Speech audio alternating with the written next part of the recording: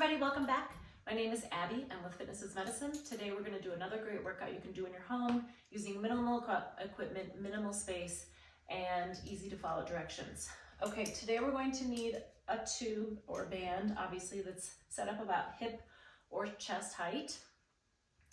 And then a smaller one that we're going to use the same setting, a little bit smaller. So the first one should be a little bit heavier, and then a little bit lighter one available for the second one that we're going to need.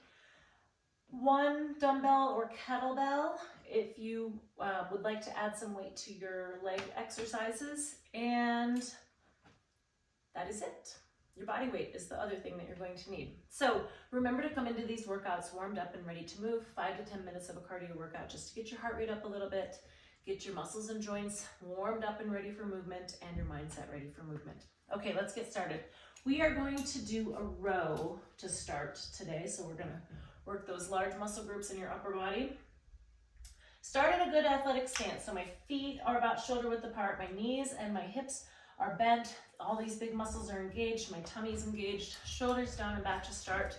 And we're going to pull straight back. So you're driving your elbows towards the back of the room, thinking about squeezing a pencil between your shoulder blades as you pull back. 4. Nice and slow both directions. Control that band. 6. Keep those shoulders down away from your ears. 7. Tummy nice and tight. 8. 9. And 10. All right, good. Now I'm gonna pop that one off just so it's ready for my next exercise. Put my other one on. Okay, next we're gonna do a split stance squat. So what that's going to look like is I'm gonna use a weight. You don't have to use a weight. I prefer that you do this near something where you can hang on. You could use the back of a chair. You can use this type of sturdy object, or the kitchen counter. You can turn sideways too. We're going to spread your feet forward and back pretty far. So what we're gonna do, this is a split stance squat. So it's also could be called like a stationary lunge. Shoulders down and back to start. We're just going to drop straight down, just like you're going to drop down and kneel down. That is the goal, that's the form, that's what you want to think about.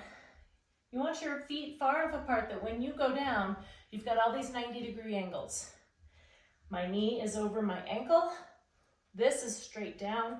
My knees are at 90-degree angles, so straight back up. You don't have to go that far down, but that's the goal. You could come down just a little ways.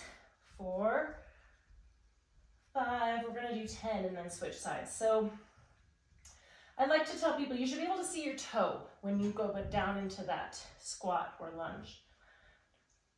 8, 9, your weight is going through that front heel and obviously your back toe, and switch sides. All right.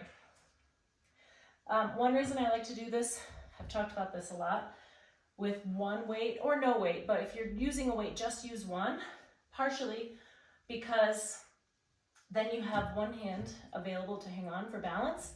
And then also when you're holding on to a heavier weight on one side, your core is having to engage to keep you stable. All right, other foot in front, nice and tall, straight down. If you look down, you should be able to see your toe. So you're putting your weight through that heel and your back toe. 4, squeezing that front leg glute each time you stand up. 7, 8, this also involves some balance, as you can tell. 9, and 10. All right, great job. Those are hard. We'll rack my weight to keep it out of my way. Okay, we're gonna go back over to the tubes over here. And I made a mistake, I put that. I just need one handle if you're doing handles. And we're going to do front chop, front facing side chops. So what I want you to do is face the source, face the door, in my case. Shoulders down and back to start. We're gonna come into a little squat each time we pull. So we're gonna pull it over to the side of your hips, up and down, in between. So we're gonna pick up the pace just a little. 3, 4, so you should be feeling this in your tummy a little bit too. 6, 7, 8, 9, 10, and 10. All right, good. So that's working a variety of muscles. You're working your shoulder stabilizers, you're working your lats a little bit. Your core is having to engage a lot. Each time you pull down, your tummy's working, and then your legs are getting a little bit of a workout there too. Okay, next we're gonna lower down to the floor onto your hands and knees. Hands directly beneath your shoulders, knees directly beneath your hips. Good flat back, so no rounding here. Flatten that back. Keep your head in line with the rest of your spine, and we're going to bring one leg out straight. We're going to do single leg hip extension. So I want you to lift it up so it's about in line with the rest of your body, and then lower it back down. Now, don't touch your toe back down to the ground. Maintain that contraction. 6, 7, nice and slow, 8. Control that range of motion. You want your back to remain flat. You don't need to go way up here. You're just straight out and back down. All right, switch. So straighten one knee. 1, 2, 3. Keep that small range of motion. Keep your tummy nice and tight. 6, 7. Keep your head in line.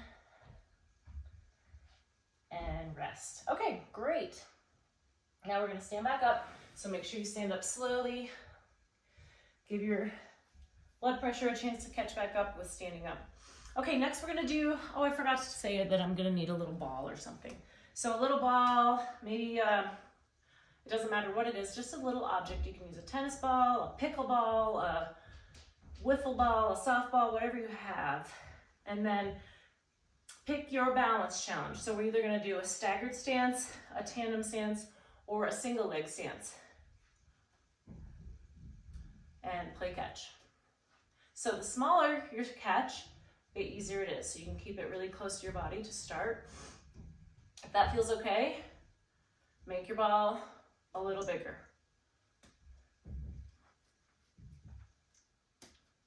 All right, let's switch legs. We're gonna do about 30 seconds on each leg.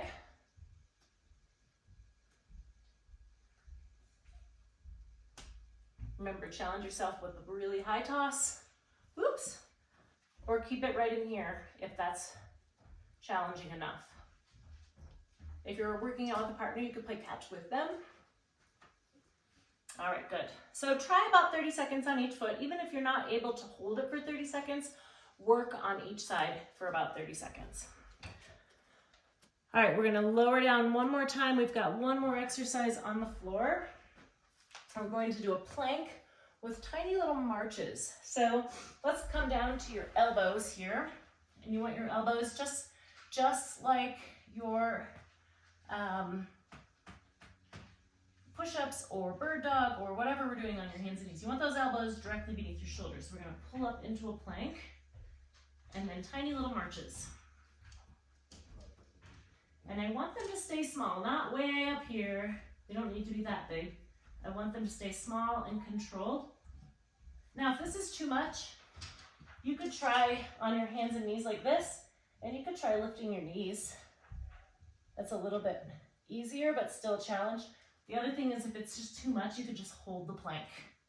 So we've got about 10 seconds left here.